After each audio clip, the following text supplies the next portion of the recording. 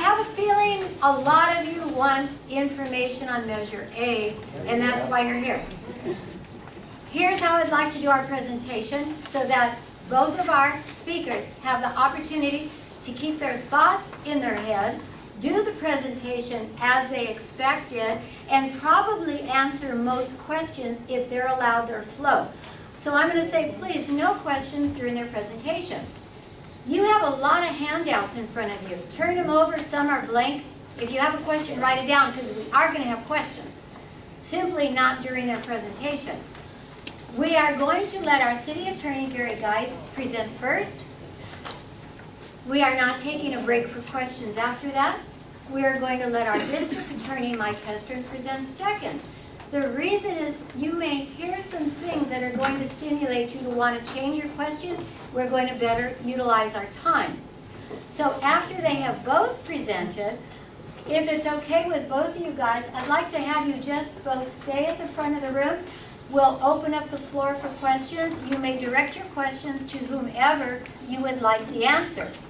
Now, second person up here, if you feel you want to step in and add to it, modify when the other presenter finishes, please do. That's why we're here. We want as much information as we can get. I'm going to now introduce our City Attorney, Gary Geuss.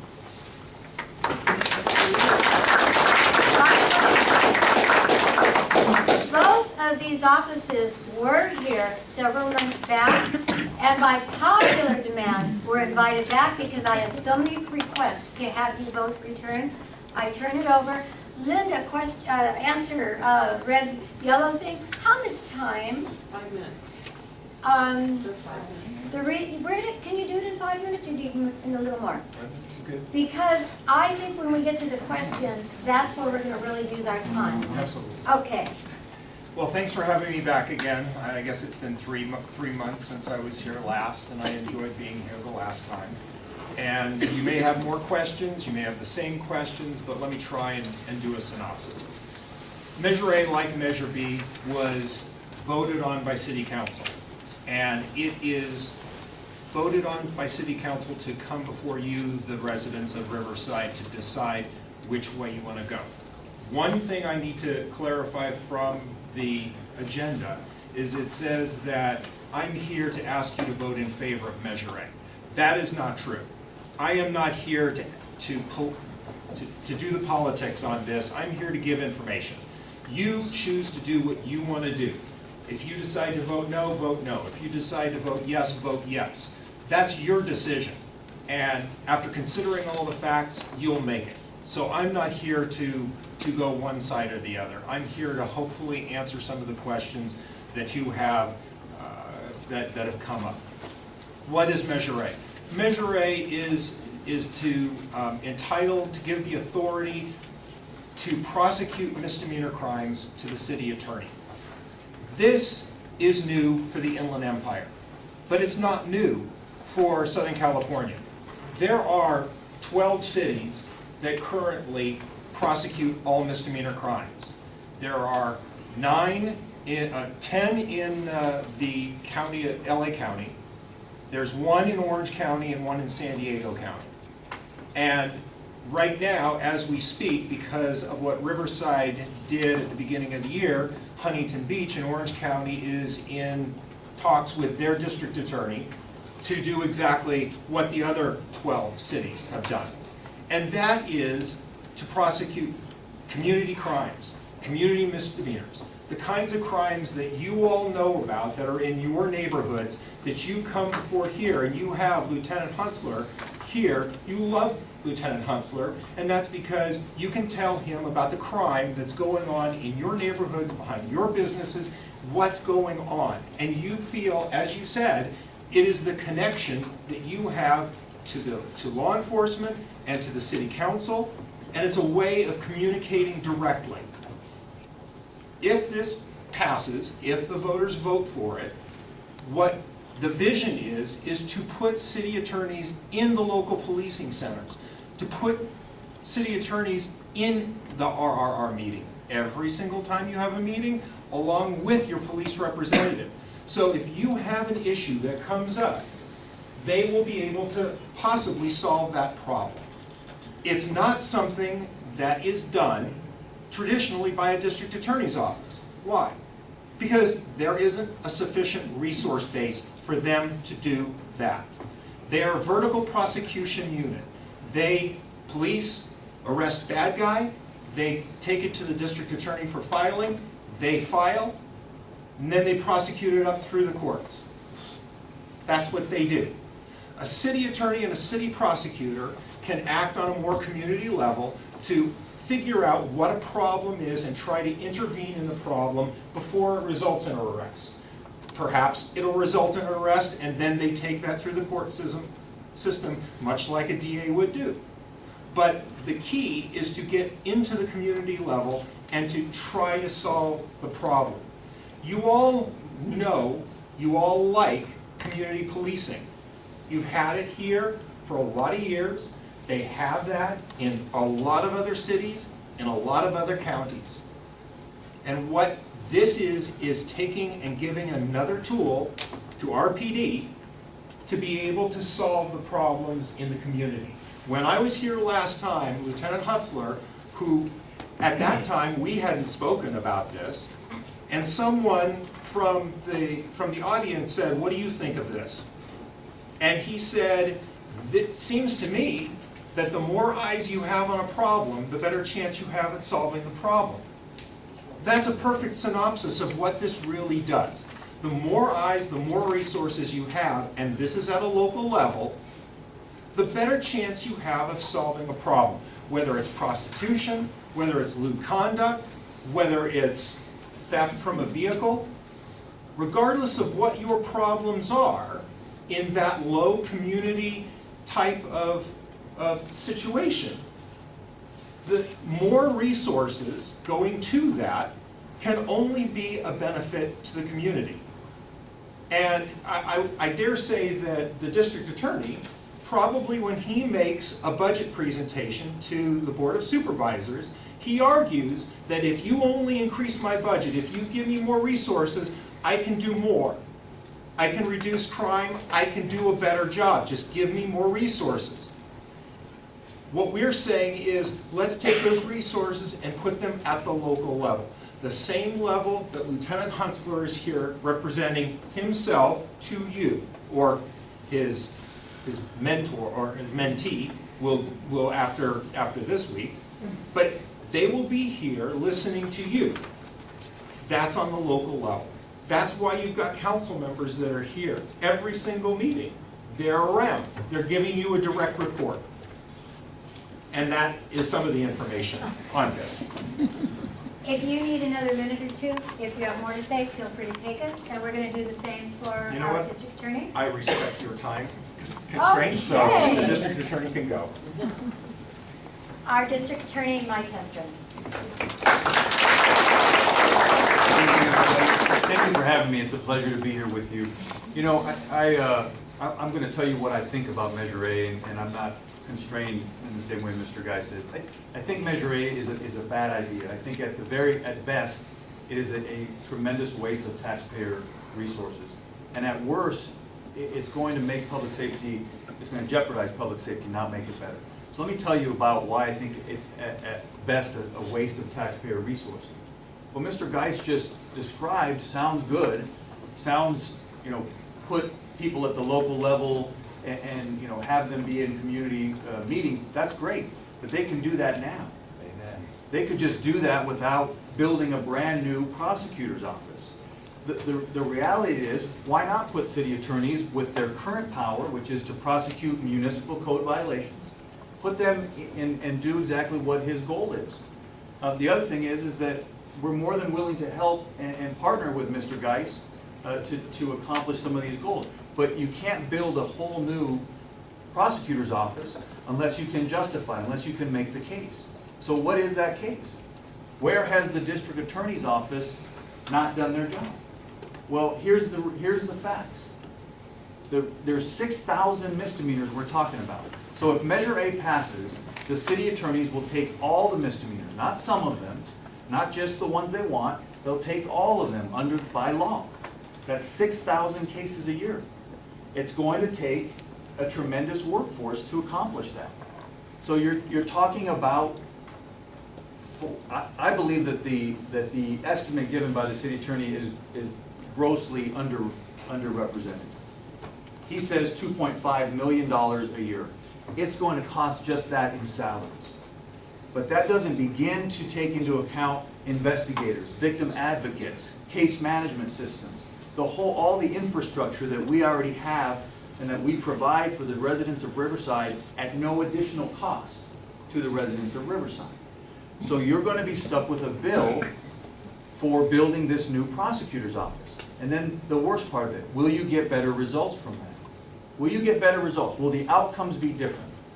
And the answer is absolutely not. They will not be any different. Here's why. Our jails are full. Nobody who commits a misdemeanor is spending any time in our jail. And if you change the uniform of the prosecutor, it's not going to matter. The judges aren't going to say all of a sudden, well, oh, I'm sorry, this is the city prosecutor, so we're going to have a different standard. It's going to be the same standard. We're all struggling under the same reality. So Riverside County, of those 6,000 cases in 2015, my office filed 90% of those cases, 89.7%. We filed the cases that the police sent to us, okay? So we're never going to get to 100% because some cases are missing evidence or there's something missing in the investigation. That's about as aggressive as a prosecutor's office can be, 90%. If you look statewide, the numbers statewide are much lower than that for the percentage of filed misdemeanors. So we're an aggressive office. So you're going to build and spend a whole lot of money for something that's going to get you no better outcomes. Now, I don't know how much time I have, but I do want to say just this. Where I think it's potentially damaging to public safety. Okay? Nothing against Mr. Geuss. He has good intentions. And I don't, this is not an attack on Mr. Geuss at all. But if you build this, according to the City of Riverside, they're going to have to cut other services. And that includes police. And if you want to reduce crime, you got to put more boots on the ground. So explain to me, before you vote for this, ask someone, how are more suits going to reduce crime? They're not. You have to put police officers on the street to patrol. You cannot, we should not be even discussing cutting police officers. We should be hiring police officers to put them on the street. That's how you ensure public safety. So if building this new prosecutor's office with all this infrastructure is going to result in fewer police officers, it's going to be bad for public safety. It's going to result in more crime, not less crime. So you should prioritize your police officers. Thank you. Okay, and we have a 1-minute rebuttal before we get to questions. Sir, rebuttal. Okay. I just wanted to say quickly about police officers being cut. That's wrong. The press enterprise has debunked that. There has absolutely no correlation with this program and the police staffing. None whatsoever. There is no way that anyone would have suggested this program and have the police budget cut. It's not the way that it is. As far as the $2.5 million, that's a hard number. That's a hard number. How do we know that? Because that's what Anaheim does. Anaheim has 340,000 residents, and they're able to do this with 10 lawyers at $2.4 million. And there isn't, the only three cities that go over that are Los Angeles and Long Beach and San Diego. They've got enormous populations more than Riverside. There's no reason why Riverside can't do this in the budget that we put. And it does include investigators, it does include hard costs, it does include software, it includes all of that. Sir, rebuttal. So on the police issue, 4% cuts to all departments. I'm not going to speak to Riverside City's finances. That's not my area. Here's what I know. Apparently, every department's going to take a cut. So whether they're going to cut existing police officers or simply not fill positions that they had slated to fill, it's the same result. You need officers on the ground. You need boots on the ground, not more lawyers. I mean, and that's really the bottom line. In terms of the cost, you know, just look at what the salaries are for attorneys. Look at what they make, and look at what, I mean, you just do the simple math. It's gonna take, 12, 15 attorneys to do this work of 6,000 cases. So, unless you're talking, about getting things for free, you're gonna have to build an infrastructure for a new prosecutor's office. There's a lot that prosecutors do that's above and beyond just going into court. So, questions? I really like the interaction that just happened because it gave an opportunity to hear two sides. With everyone's permission, what I think I would like to do, and of course with both of your permission, as a question is asked, I would like to hear you both respond and have the opportunity to then go back and re-respond. Would that be okay? Sure. Now, when we ask the questions, it's going to be by raising the hand only. Don't yell your question out. We will try to be discreet and get to each person. So if you have multiple questions and your hand goes up and you're getting ignored, like Karen right there, she always does that, and I ignore her, but she's wonderful. Don't think I'm really like ignoring you. It's just I would like to give each person have that opportunity. And once I don't see new hands come up, absolutely I'm going to get back to those. Now I saw 3 hands come up super fast. Yours was first. Yours was second, and Karen, yours was third unless you were teasing me. No, I have a lot of questions. So, I know. You get your one at the beginning, and then if we do this circle. I understand. So we have our first 3 questions in order. I will let you ask yours first. Okay, my question is, if you vote yes for this, and we take on this program, and we find out it costs all these millions of dollars to run it, and we don't like it and it doesn't work, can we give it back? Can we start with city attorney? Sure. Actually, yes. What it comes down to is Measure A is the authority for the city to prosecute misdemeanor crimes. The authority only. It doesn't mean it starts July 1. It doesn't mean that it necessarily starts 2017. It starts when the city council, in their knowledge of the budget, working with the management team, has the money put away to do that, to do what they need to do. Now, what happens if you the citizens don't want to do this anymore for some reason? I don't think that will happen once you start it up, because in all of the 12 cities, the citizens love it. But if that happens, can they give it back? The district attorney says no, they can't. There's a case, City of Riverside versus County of Riverside. I won't bore you with law, but what it comes down to is the district attorney has the duty to prosecute crime. If the city has the authority, the city has the authority to do it. And there's a difference between duty and authority. One can, one must. And so that's the difference. Your thing said it was a Okay, primary. no, like to answer. we're gonna let our district attorney answer I'd now. like to answer. So he's partially right. The Measure A would give the authority, but once it was, the jurisdiction can only be in one place. So our offices could never share jurisdiction. The jurisdiction is something where it either is or it isn't. If this passes and the council approves it and goes forward, then the moment that happens, jurisdiction transfers from the district attorney's office to the city attorney's office.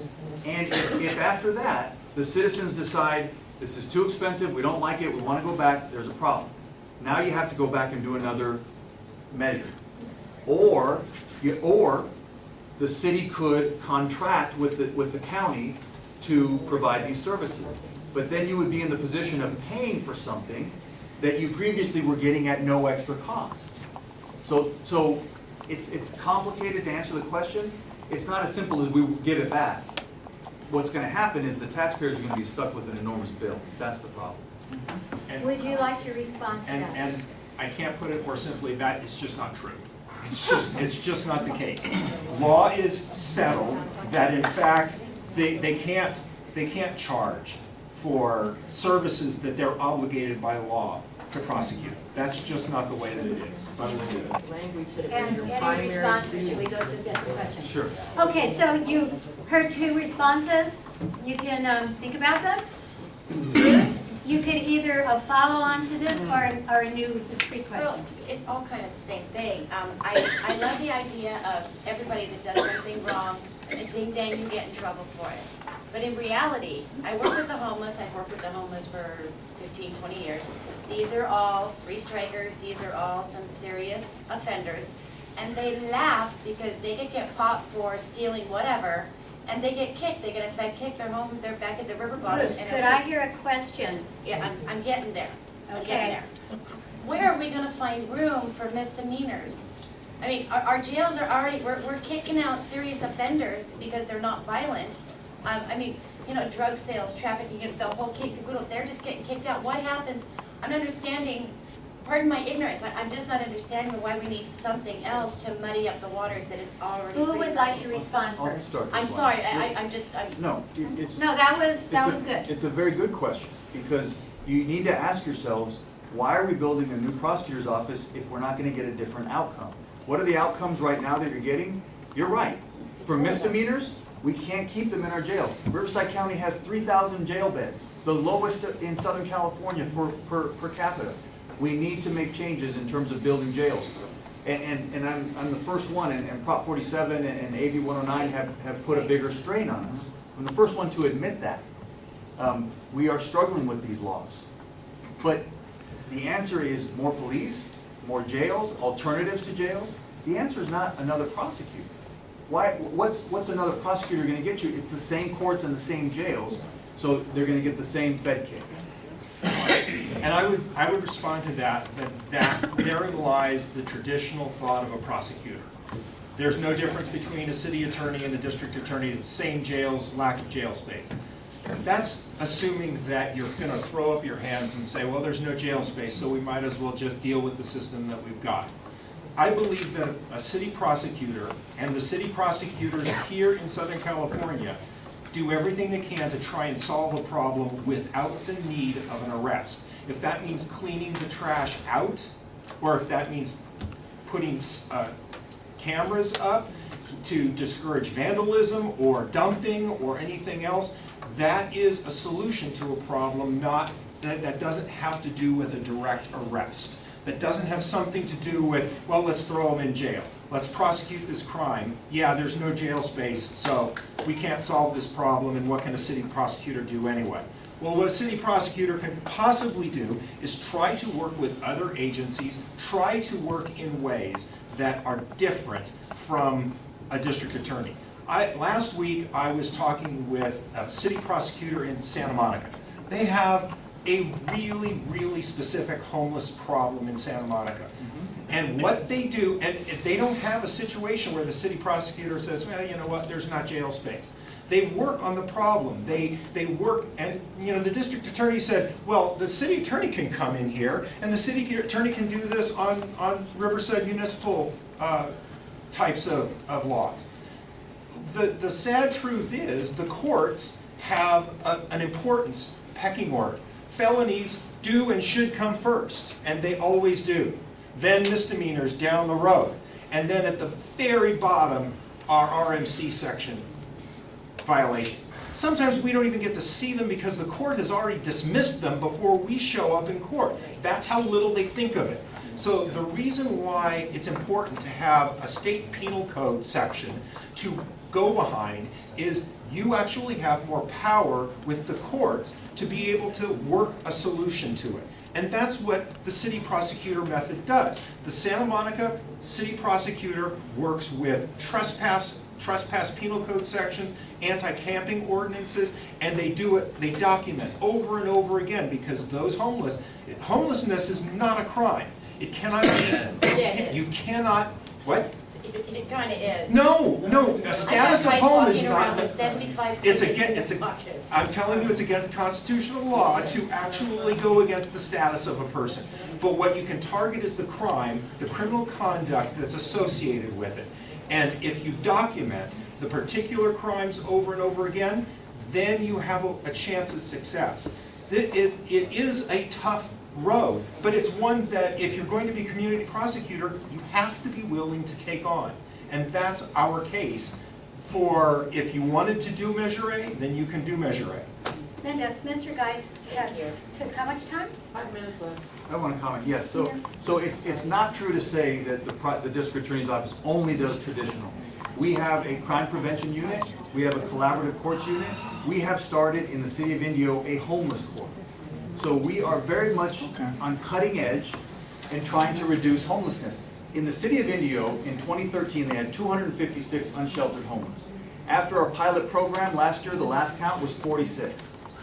So we're making strides. So again, we have all kinds of programs. Now, because the city is going down this road, they haven't seemed interested in partnering with us on homeless court. But I'm very interested in partnering with the city. I have great respect for the councilmen. I know that they care about their city. I will partner with Mr. Geuss. I will partner with you gentlemen. I will partner with anyone to protect public safety. And we can work on the homeless problem. Not that we would take all the credit, we're just one little part, but we have a homeless court and it works. And it's not traditional, it's crime prevention. Love to talk to you about this. So, and I don't have the time to go into it fully, but we have programs. And so I am not up here saying I'm the DA and we should throw them all in jail. I'm saying we've got to be cutting edge and innovative in dealing with the crime problem. Thank you. I saw Mark Porter's hand come up about 5 minutes ago, so I'm going to let you ask the next question. And then what we're doing is Linda's timing how long the first speaker takes, and then we're just giving equal time to the second speaker. So Linda, if you could do this for our speaker's benefit, is just hold up a number.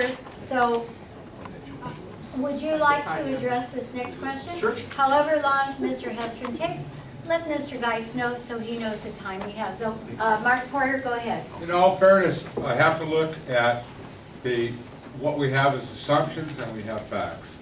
Some of the answers are assumptions. I did have a conversation with Gary, in all fairness, before the meeting started, and I asked him, you know what, if people are against this, what is the cost benefit for the voters, and how will you pay for this with current reduction cuts? He indicated about money being spent in the past with Best Best and Krieger, which was quite a bit, and maybe some of that money can be paid for with reductions with the current budget. You want to explain that a little more? Do you directing that to Mr. Gary. Geuss? Okay. Go ahead. That's what we, everything's cost. Okay, and then And we it's will a huge give thing Mr. to Hestrin the opportunity to burden to the respond. taxpayers with Thank cost. Okay, Thank thank you. you. Everything that a councilman is going to decide comes with priorities. In the past, for years and years, the priority has been to defend the city and use outside counsel for that. And that was done to the tune of approximately $4 million a year in outside counsel. Now, one of the things that the city council did when they brought me in was say, what can you do to reduce those, and what can you do for livability? We've reduced the outside counsel last year by $1.5 million. That's how much we have not spent. And we expect to continue that trend because the lawyers on the inside are doing a Herculean job and taking those cases that were normally sent out, they're doing it inside. And so that's what we are trying to do in order to, now council has different priorities that they can fund like this. Mr. Hestrin. With all due respect, Mr. Geuss, that's not an answer. Because that answer is basically, we're hoping not to spend money we used to spend, and so we're asking you to spend this money over here to the tune of 2.5 million or more. Come on. This is gonna cost money. If you think you can build a new prosecutor's office for free, someone's pulling your chain. It costs money. If it's such a great idea, there's 12 cities out of 483 that do this around the state of California. Why aren't all the cities doing this? So that's my answer. Okay, now, three hands have come up that I've seen. Vertically challenged as I am, that's why I didn't see you. Lady in the green shirt, and the red shirt. So those are our next three, and we may run out of time, so here's what I'm gonna say. Please ask a question, and just ask the question to keep it short. I didn't have a question, I just want to state some facts. And yeah, no facts, just questions. It was you. You're next. Okay, my concern with this new measure, if it goes through the 4% cut across services, and I I just read where the council was voting on a 4% cut to the Geuss Center, which is just the most wonderful senior center I've ever seen. And that bothers me because what other wonderful services can be cut because of Measure A? 4% across the board. So is the question, what's going to be cut? Is that what I hear? My concern is I don't like it because of the possibility of 4% cut across. But is there a question? No? Okay, we're moving to the lady in green shirt. I think she Question. was asking him if his money. No, I asked her and she just said, no, she wanted to make a statement. My- If you have a question, we're gonna take it. But I think you just No. wanted to express that. Well, yeah, Okay. because that's what to Perfect. me, it means a 4% cut at vital services. My understanding with AB 109 when it passed is that we were supposed to have funds kicked back to the cities to create programs because we're not prosecuting drug programs. We're going to take that money back from the state and be able to develop programs to take care of them. Yes. Has the City of Riverside received those funds? Here's why. AB 109 had money that came to the state, and we have gotten money to the probation department, and they've done some great work. So the problems with AB 109 are great, but some of the money has gone to the probation department. Now, Prop 47 promised that the money would go back into local communities for crime prevention and other kinds of things like that, and I think that's what you're referring Yes, to. that one, thank So you. here's what we found out. Prop 47, they told us that the money would come back to the community, but here's what they're telling us now.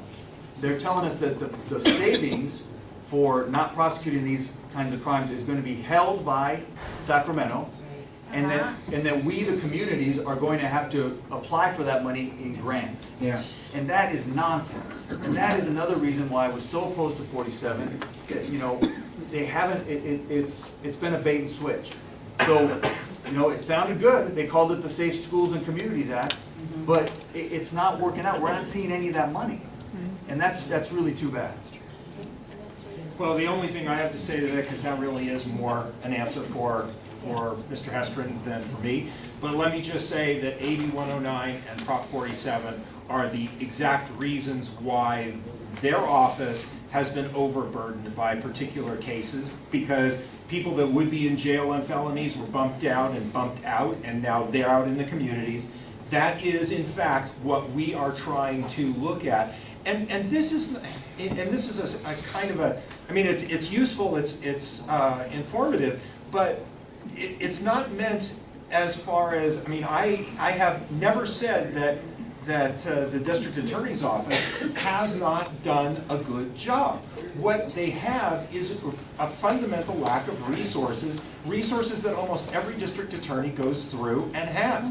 This is actually focusing resources on a local level. And this is what we're trying to propose with this, and it's open for you all and your decision. Okay, my question is more for the city attorney, because you're really pushing this and the city's pushing it, but you guys have not said anything concrete as to how you're going to handle the misdemeanor cases. There's no beds. If they don't have money, they can't pay. Are you going to turn low income and minorities into slave labor to clean the city? No, absolutely not. No, this is done in jurisdictions like Anaheim and Santa Monica and Pasadena in ways that target these particular crimes, and it's these crimes that deter the kind of tourism, the kind of businesses and the business development and the tax base of the city. That's what this does, and it is a partnership with their respective district attorneys. This is not, and what I was trying to say is, this is not an antagonistic move, although perceived as that. This is not.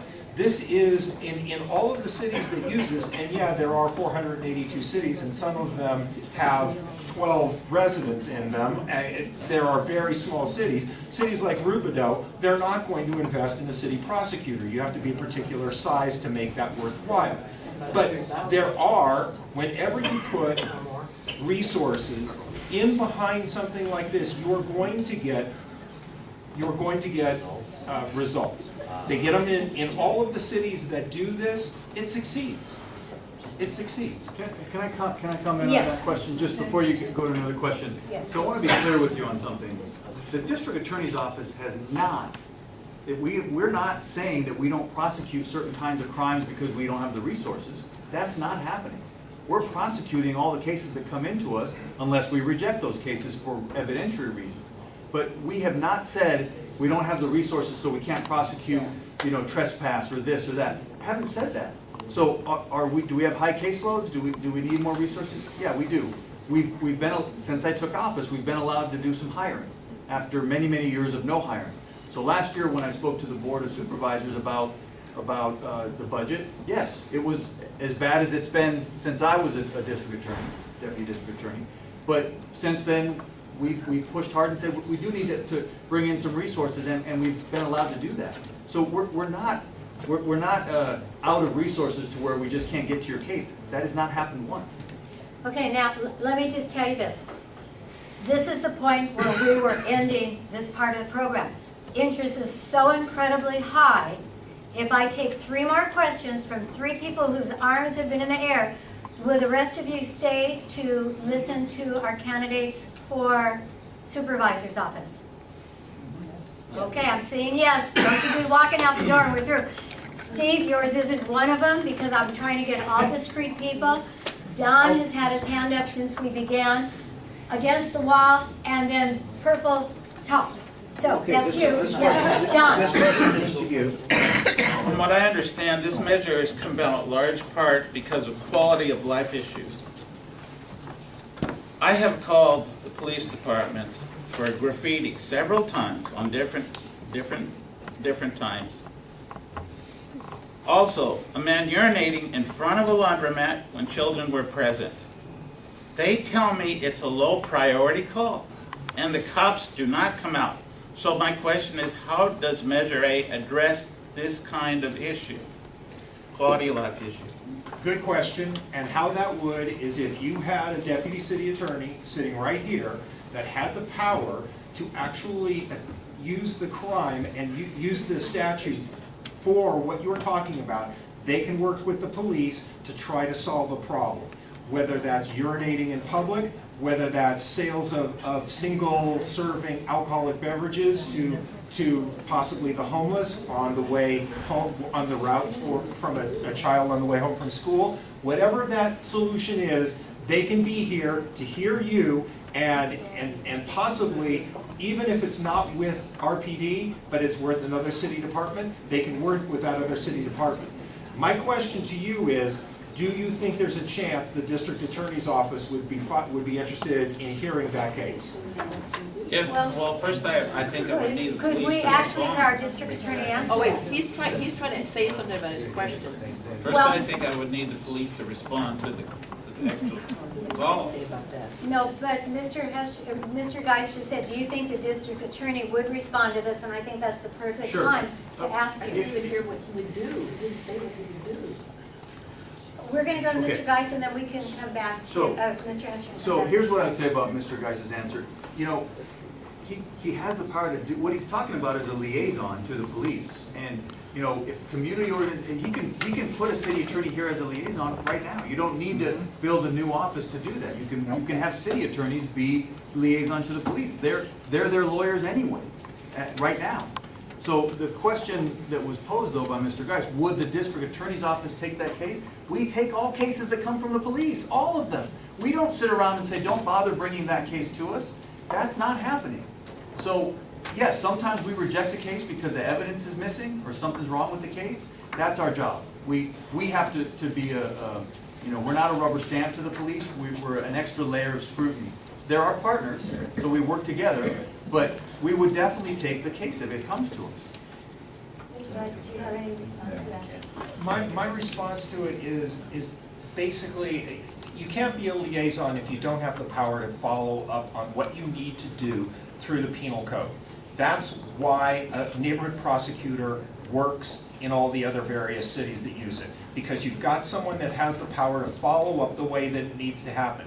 if there's a city prosecutor that hears what you have to say, and there is a state charge there to be filed, now the city prosecutor needs to go to the county and say, well, Mr. DA, we need you to file this urinating in public charge, so can you do it, please?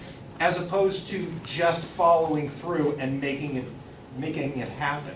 You're trying to deal without the red tape of jumping through various governmental organizations is the better way of handling it. And frankly, yeah, a liaison is not necessarily only with RPD. It might be with another city department that can solve that problem. That is something, but they have to have the power to follow through with a penal code violation. In response to listening to both of you, you said you had made an offer to work with their department. How, on this issue for Mr. Delgado, could what are you offering that could answer that question? Well, first of all, I offered to work with the city attorney and give them tremendous discretion on handling these kinds of cases.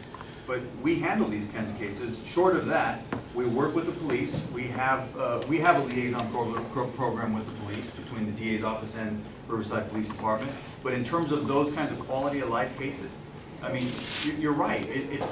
It's really about the police response, and you've got to get the police out there to take the report. We can't come running out in our suits and put our tie by, and that's not what we do. And I understand that the notion of a community prosecutor, and I favor that notion. But you still have to have the police do the initial response. And I agree with what Mr. Geuss says is, there's more than one way to do this. And looking at the broader solution, absolutely, we can and should do that. And we do offer that. Yes.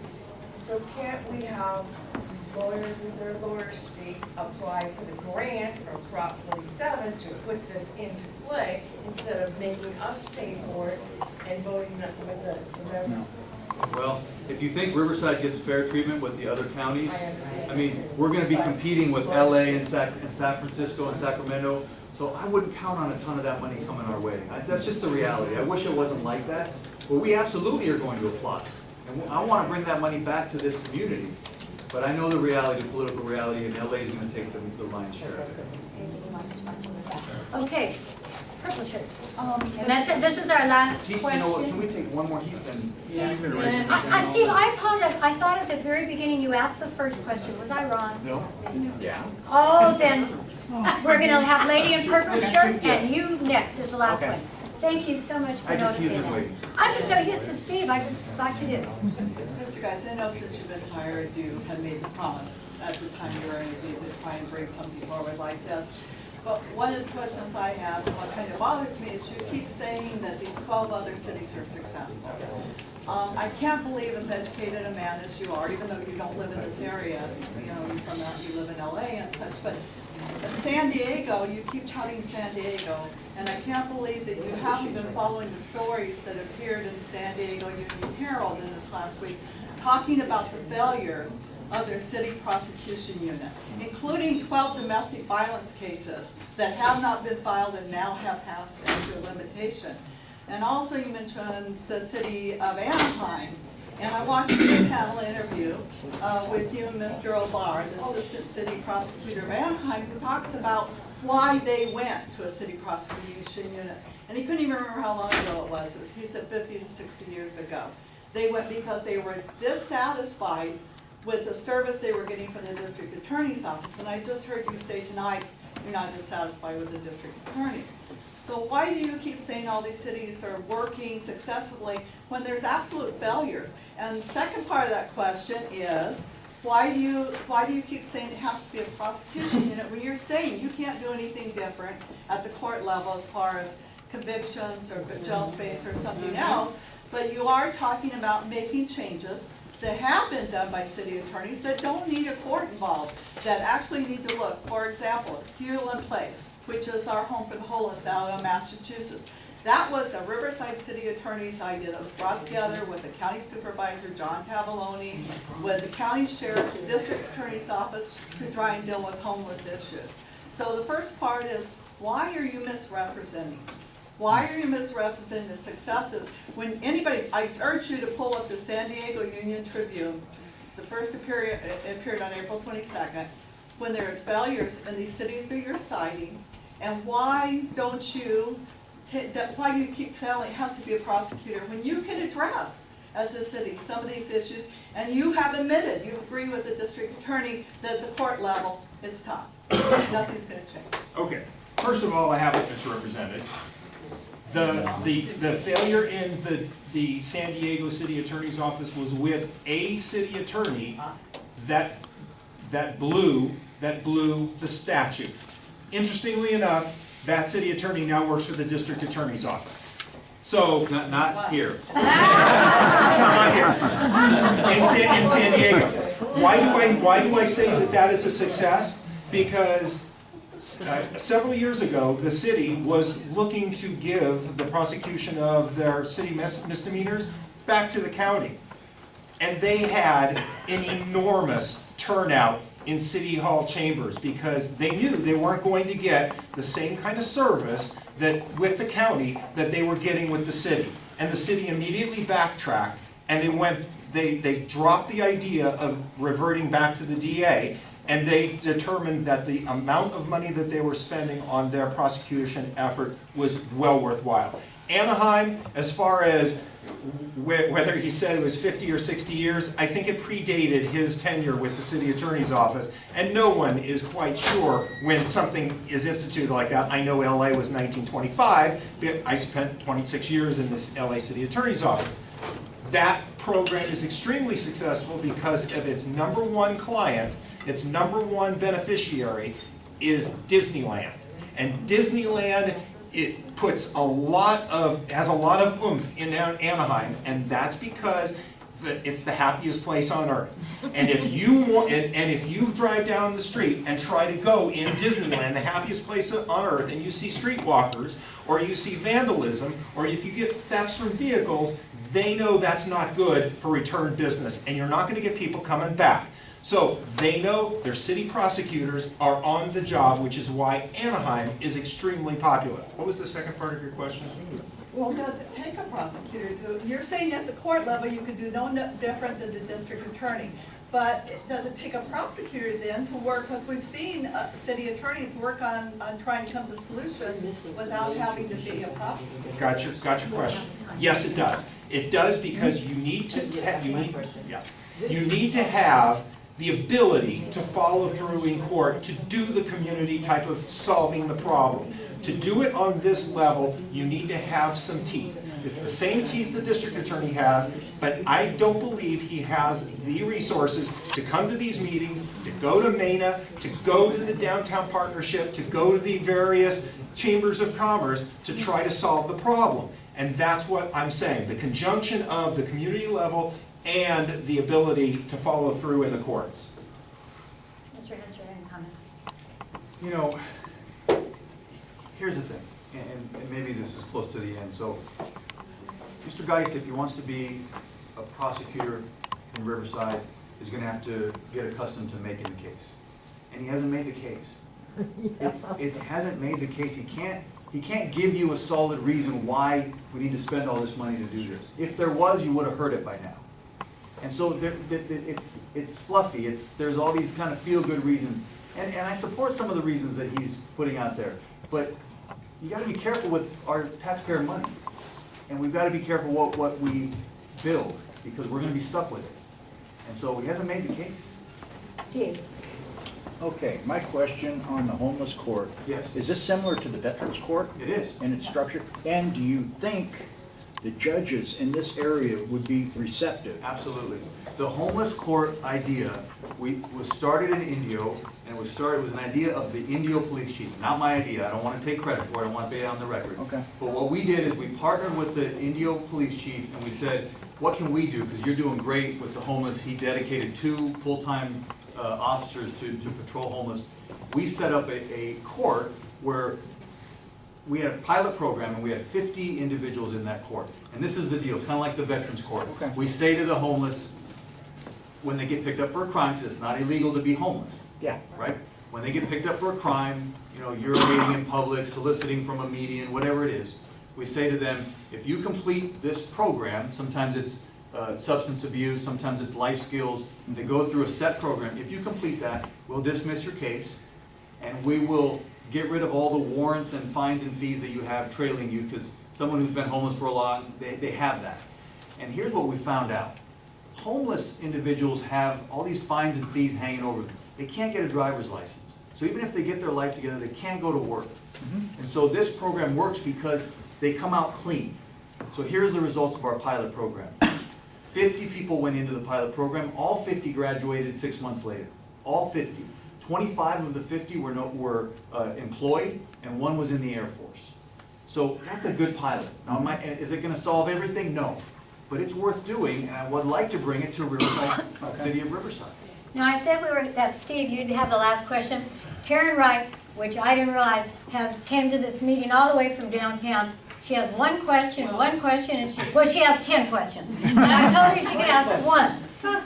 Karen, you pick the one you want to ask. Okay, well, I'm not gonna mention that he had an article in the paper advocating for passing this, but I believe he has incentive not to work with the DA because he will have a salary increase because he's taken on a substantial additional duty. And I also think a bigger concern is a lack of attention to detail to contracts. We've had issues with, no one's talking about what he's not going to be doing. He won't have enough time to pay attention. We've had some serious issues with having contracting and lacking contract details, and that needs more attention. That's what we hired him for, not to gallivant off and do it. So if he wants to address those comments. Okay, number one, a substantial pay increase. No, I'm not, my salary has absolutely nothing to do with this measure, nothing.